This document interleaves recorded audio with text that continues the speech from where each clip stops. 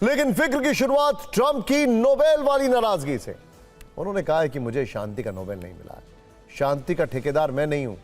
सवाल है कि क्या नोबेल न मिलने से खींच के चलते ट्रंप पूरे यूरोप को युद्ध में झोंक देंगे? आज की सबसे बड़ी खबर, कवर स्टोरी यही है, और जो अब ट्रंप कर रहे हैं वो किसी ने कल्पना नहीं की थी।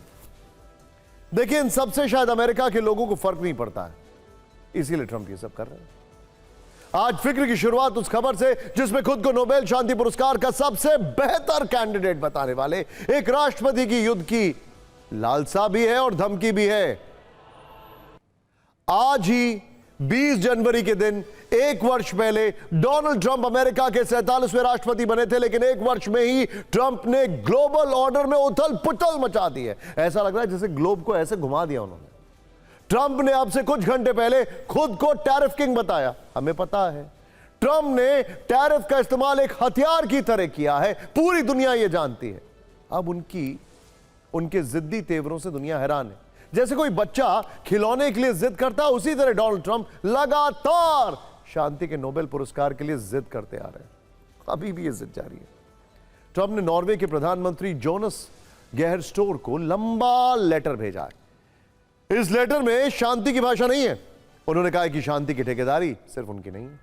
उन्होंने नॉर्वे के पीएम से जो कुछ भी कहा है वो शांति की भाषा तो है ही नहीं, यह जंग की वार्निंग है और धमकी की राजनीति है। ये दो तस्वीरें आपको जरूर देखना चाहिए। पहली तस्वीर, ट्रंप ने जब यह तस्वीर अपने ट्रुथ सोशल प्लेटफॉर्म पर पोस्ट की, ये देखिए, एआई जनरेटेड है वैसे ही। इसमें ग्रीनलैंड पर उनके कब्जे की मंशा साफ है। इसमें वो ग्रीनलैंड पर अमेरिकी झंडे के साथ खड़े हैं। उनके साथ उपराष्ट्रपति जेडी वेंस और अमेरिका के विदेश मंत्री मार्को रूबियो हैं।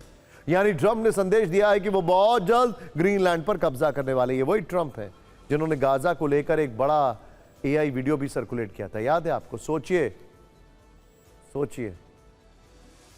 ध्यान से देखिए, अगली तस्वीर दिखाते हैं। मतलब कभी किसी ने कल्पना की थी कि अमेरिका का राष्ट्रपति खुद ही अपने मीम वायरल करेगा? खैर, अब दूसरी तस्वीर। यह तस्वीर भी ट्रंप ने रात में करीब 1 बजे ही पोस्ट की। यह पुरानी तस्वीर है जिसमें वो यूरोपियन यूनियन के लीडर्स के साथ एक बॉस की तरह बैठे हैं। ये देखिए ध्यान से। पीछे एक मैप है जिसमें ग्रीनलैंड और कनाडा पर अमेरिका का कब्जा दिखाया गया है। सामने Keir Starmer, Giorgia Meloni, Ursula von der Leyen, mark macro, Finland के राष्ट्रपति बैठे हुए हैं। यानी ट्रंप ने संदेश दे दिया कि उनके मंसूबों के आगे यूरोप ही कुछ नहीं कर पाएगा। यह भले ही एक तस्वीर है, लेकिन इसके कूटनीतिक मायनों से पूरे यूरोप में हलचल है। अब बात शांति के नोबेल के लिए ट्रंप की धमकी वाली चिट्ठी और उस पर दिए गए जवाब पर। यह बड़ा इंटरेस्टिंग कंटेक्स्ट है। इंटरेस्टिंग कंटेक्स्ट इसलिए क्योंकि अब नोबेल प्राइज मिल चुका है, कहानी आगे बढ़ चुकी है, लेकिन ट्रंप तो हैं रूठे, नाराज हैं, दुखी हैं, परेशान हैं। मुझे नहीं दिया तो अब देखो मैं क्या करता हूं। ट्रंप ने नॉर्वे के पीएम से कहा मुझे नोबेल नहीं मिला, अब शांति मेरी प्राथमिकता में नहीं है। इस पर नॉर्वे के पीएम ने जवाब दिया। नोबेल पर ट्रंप का गुस्सा पूरी तरह से नाजायज है। ट्रंप ने धमकी भरे अंदाज में कहा मैंने 8 युद्ध रोके, क्या यह नहीं देखा? इस पर नॉर्वे के पीएम ने कहा नोबेल पुरस्कार देने में नॉर्वे सरकार की कोई भूमिका नहीं है। ट्रंप ने कहा दुनिया में शांति सिर्फ मेरी जिम्मेदारी नहीं। इस पर नॉर्वे के पीएम ने कहा नोबेल पुरस्कार एक स्वतंत्र कमेटी देती है। ट्रंप ने कहा अब मैं वही करूंगा जो अमेरिका के हित में होगा। इस पर नॉर्वे के पीएम जोनास गेहर स्टोर ने कहा नोबेल न मिलने से ट्रंप ग्रीनलैंड पर हमला करना चाहते हैं। ट्रंप ने कहा मैंने नेटो के लिए बहुत कुछ किया, अब नेटो अमेरिका के लिए कुछ करे। इस पर जोनास ने कहा हमने टैरिफ पर ट्रंप से बात की, लेकिन वो बातचीत को अलग मोड़ पर ले गए। ट्रंप ने कहा किसी भी एग्रीमेंट में ग्रीनलैंड डेनमार्क का हिस्सा नहीं है। इस पर नॉर्वे के पीएम ने कहा ग्रीनलैंड डेनमार्क का हिस्सा है, हम डेनमार्क के साथ खड़े हैं। ट्रंप ने पहले नोबेल के लिए नॉर्वे को धमकी दी, बाद में कहा कि एक नेक महिला को लगा कि शांति का नोबेल उन्हें मिलना चाहिए था। अगर कोई यह सोचता है कि नोबेल पुरस्कार पर नॉर्वे सरकार का कोई कंट्रोल नहीं है तो वो बड़ी गलतफहमी में सोचने वाली बात। जानते हैं आप यहां पर क्या है? ये अमेरिका के प्रेसिडेंट हैं। वर्ल्ड ऑर्डर तहस नहस किया, समझ में आता है, लेकिन रूल ऑफ लॉ उसको तहस नहस कोई अमेरिकन प्रेसिडेंट कैसे कर सकता है? But he is Trump, hair him out. वैसे आपकी जानकारी के लिए कई एक्सपर्ट्स को मैं पढ़ रहा हूं, उन सब का यह कहना है कि जो ट्रंप जो बाइडेन की सेहत को लेकर सवाल उठाते थे, जिस तरीके से बयान दे रहे हैं, इनकी सेहत को लेकर अब सवाल उठने शुरू हो चुके हैं। ट्रंप के तेवर देखते हुए साफ है कि वो अब शांति की नहीं बल्कि जंग की बात कर रहे हैं और जंग की मंशा रखते हैं। अब देखते हैं कि कैसे ट्रंप ने बड़े बड़े देशों को धमकी वाला सरप्राइज दिया। ट्रंप ने नॉर्वे को धमकी दी, ध्यान रखना। क्या कहा ट्रंप ने? ध्यान रखना, शांति की जिम्मेदारी सिर्फ मेरी नहीं है, ट्रंप ने यह कहा है। फिर ट्रंप ने फ्रांस को धमकाया, अगर गाजा पीस बोर्ड में शामिल नहीं हुए तो 200% टैरिफ लगा दूंगा, क्योंकि मैक्रोन ने मना कर दिया, ऐसा लग रहा है। मतलब उनको धमकी दे रहे हैं। ट्रंप ने ब्रिटेन के पीएम की स्टामर से कहा है, अमेरिकी बेस वाले डियागो गार्सिया को मॉरिशस को सौंपना मूर्खता है।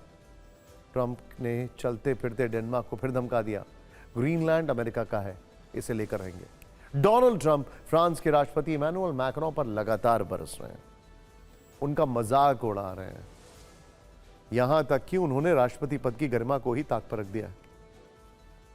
देखिए, आमतौर पर दो राष्ट्राध्यक्षों के बीच कुछ निजी बातचीत भी होती है, ये ऑफ द रिकॉर्ड बात होती है। एक चलन है कि इसे सार्वजनिक नहीं किया जाता है, लेकिन ट्रंप ने अपनी धौंस जमाने के लिए मैक्रोन से निजी बातचीत को सार्वजनिक कर दिया ताकि मैक्रोन का कूटनीतिक कद छोटा हो सके। ट्रंप ने दिन में मैक्रोन को धमकी दी और रात को बता दिया कि आखिर मैक्रोन ने क्या कहा। ट्रंप ने मैक्रोन को धमकी दी, पीस बोर्ड में फ्रांस शामिल नहीं हुआ तो फ्रेंच वाइन पर 200% टैरिफ लगाऊंगा। बाद में मैक्रोन ने कहा, मुझे नहीं पता ट्रंप ग्रीनलैंड पर क्या कर रहे हैं। ट्रंप ने कहा, मैक्रोन को कोई पसंद नहीं करता, जल्दी उनकी कुर्सी छिनने वाली है। इस पर मैक्रोन ने कहा, पेरिस में डिनर पर मिलते हैं। सारी बातें अब वहीं होंगी। यूरोपीय देशों में अगर कोई ट्रंप के साथ है तो उस देश का नाम है चेक रिपब्लिक। चेक रिपब्लिक के प्रधानमंत्री आंद्रेज ने कहा है, मैंने 15,000 चेक कोरोना यानी चेक की मुद्रा में ग्लोब खरीदा जिससे देख सकूं ग्रीनलैंड कहाँ है। मुझे पता चला रूस की ऑर्शनिक 26 मिनट में व्हाइट हाउस पहुंच जाएगी। रूस की ऑर्शनिक मिसाइल 11 मिनट में ग्रीनलैंड भी पहुंच जाएगी। ग्रीनलैंड पर रूस और चीन को लेकर डोनाल्ड ट्रंप का दावा सही है। तो वहीं अमेरिका के वाणिज्य मंत्री स्कॉट बेसन ने धमकी दी है, जो अमेरिका के खिलाफ होगा उसका बुरा अंजाम होगा। आप भी धमकियों वाली फिक्र की रील जरूर देखें। वहीं ग्रीनलैंड में मिलिट्री एक्शन भी तेज हो गया है। एक तरफ अमेरिका ने अपना मिलिट्री जेट ग्रीनलैंड की तरफ भेज दिया है, तो यूरोपीय देशों के सैनिक भी ग्रीनलैंड पहुंच गए। लेकिन ग्रीनलैंड पर यूरोप की सैन्य एकजुटता मजाक बनती दिख रही है। क्या यूरोप सिर्फ 40 सैनिकों से ताकतवर अमेरिका का मुकाबला करेगा? हम ये क्यों कह रहे हैं, इस रिपोर्ट को देखिए।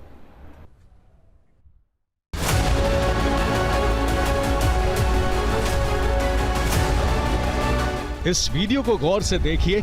ये यूरोप की वो फौज है जो ग्रीनलैंड पर डोनाल्ड ट्रंप की धमकियों का जवाब देने उतरी है। कड़ाके की ठंड में ये वो सैनिक हैं जो अमेरिका की विशालकाय सेना का मुकाबला करने के लिए पहुंचे हैं। इन सैनिकों की संख्या पर शायद डोनाल्ड ट्रंप खुद हंस रहे होंगे। फ्रांस के 15 सैनिक ग्रीनलैंड पर उतरे, जर्मनी ने अपने 13 सैनिक भेजे, नॉर्वे ने 2 सैनिकों को भेजा, नीदरलैंड्स ने भी 2 सैनिकों को भेजा, फिनलैंड के 2 सैनिक ग्रीनलैंड पर उतरे, ब्रिटेन ने तो अपना सिर्फ 1 सैनिक भेजा। स्वीडन के सैनिकों की संख्या के बारे में कोई जानकारी नहीं है। वहीं डेनमार्क इकलौता देश है जिसने ग्रीनलैंड में बड़ी संख्या में सैनिक भेजे हैं। ग्रीनलैंड में पहले से ही डेनमार्क के करीब 200 सैनिक तैनात हैं। इसके अलावा 14 सदस्यीय सीरियस डॉग स्लेज पेट्रोल भी वहां मौजूद है जो आर्कटिक इलाकों में गश्त करते हैं। जबकि दूसरी तरफ अमेरिका ने ग्रीनलैंड के पेसिफिक स्पेस बेस में तैनाती के लिए अपना बड़ा मिलिट्री एयरक्राफ्ट रवाना कर दिया है। लेकिन सवाल है कि क्या ये सभी देश मिलकर अमेरिका का मुकाबला कर पाएंगे? ट्रंप कहते हैं कि ग्रीनलैंड के लोग उनका विरोध नहीं करेंगे, जबकि सच्चाई ये है कि कुछ दिन पहले ग्रीनलैंड में ट्रंप के खिलाफ बहुत बड़ा प्रदर्शन हुआ और ग्रीनलैंड के लोग कह रहे हैं कि ट्रंप का दिमाग खराब हो गया है। जबकि दूसरी तरफ यूरोपीय देश मिलकर अलग तरह का गठबंधन बनाने की सोच रहे हैं जो नेटो से अलग होगा और उसमें अमेरिका शामिल नहीं होगा। इस गठबंधन को कोलिशन ऑफ द विलिंग यानी इच्छुक देशों का गठबंधन कहा जा रहा है। इसमें कीर स्टारमर, इमैनुअल मैक्रोन, फ्रेडरिक मर्स और उर्सुला वॉन डर लेयन जैसी नेता शामिल हैं। ये पहली बार है जब यूरोप अमेरिका के बिना अपनी सुरक्षा के बारे में इतनी गंभीरता से सोच रहा है। यूरोपीय देशों के तेवर बता रहे हैं कि अगर ग्रीनलैंड पर अमेरिकी हमला हुआ तो फ्रांस, जर्मनी, ब्रिटेन, कनाडा जैसे देश भी एक्शन में आएंगे। नेटो का आर्टिकल 5 लागू माना जाएगा और अमेरिका यूरोप की जंग शुरू हो जाएगी। Bureau report, TV9, Bharatvarsh.